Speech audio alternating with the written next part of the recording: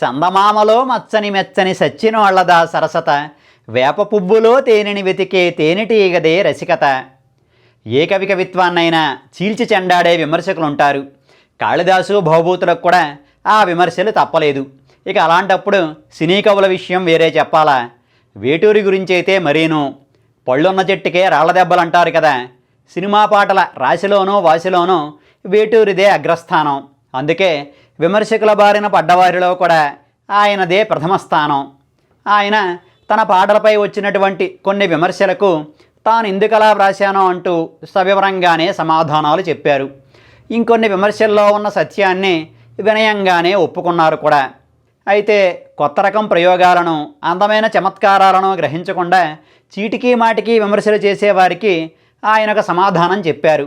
ఆ సమాధానం కూడా వచన కవితల ఎంతో అందంగాను చురుక్కుమనిపించేలానూ చెప్పారు.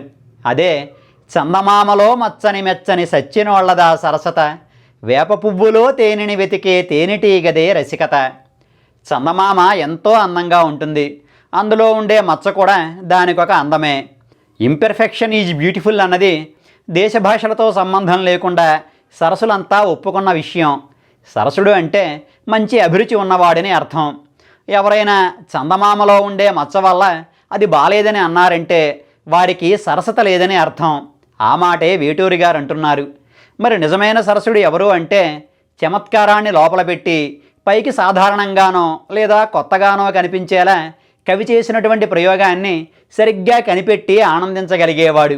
అందుకు ఉదాహరణగానే వేప పువ్వులో తేనెని వెతికే తేనెటీగదే రసికత అన్నారు వేటూరి. మనకు వేప పువ్వు అనగానే చేదురుచే గుర్తుకు వస్తుంది.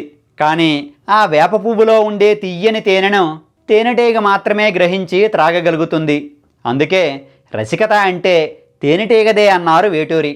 అందువల్ల మనం చందమామలో మచ్చని తిట్టుకునేవారిగా కాకుండా వేప పువ్వులో తేనెని వెతికేవారిగా ఉందాం.